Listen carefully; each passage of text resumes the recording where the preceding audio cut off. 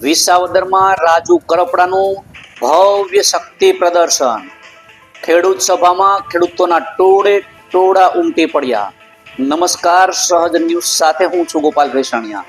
વિસાવદર ખાતે ખેડૂત આગેવાન રાજુ કરપડા દ્વારા ખેડૂત સંકલ્પ યાત્રા અંતર્ગત ભવ્ય ખેડૂત સભાનું આયોજન કરવામાં આવ્યું હતું.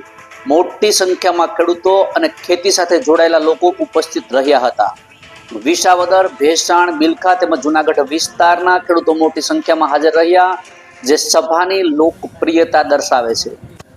આ સભા ખાસ કરીને મહત્વપૂર્ણ રહી કારણ કે આમ આદમી પાર્ટીમાંથી રાજીનામું આપ્યા બાદ રાજુ કરપડાની આ પ્રથમ જાહેર ઉપસ્થિતિ હતી. ત્રણેય મુખ્ય રાજકીય પક્ષોના વિરોધ છતાં ખેડૂતોની નોંધપાત્ર હાજરી આ સભાને શક્તિ પ્રદર્શન તરીકે જોવામાં આવી રહી છે. સભાને સંબોધતા રાજુ કરપડાએ જણાવ્યું હતું કે મારે ચૂંટણી લડીને ધારાસભ્ય બનવું નથી. હું માત્ર ખેડૂતના દીકરા તરીકે ખેડૂતોના હક માટે લડવા આવ્યો છું. મેં કોઈ પણ રાજકીય પક્ષનું ઓઢણું ઓઢ્યું નથી.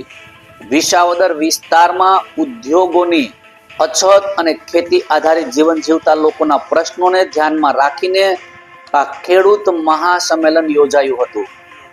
રાજકીય અવરોધો હોવા છતાં મોટી સંખ્યામાં લોકો ઉપસ્થિત રહ્યા હતા.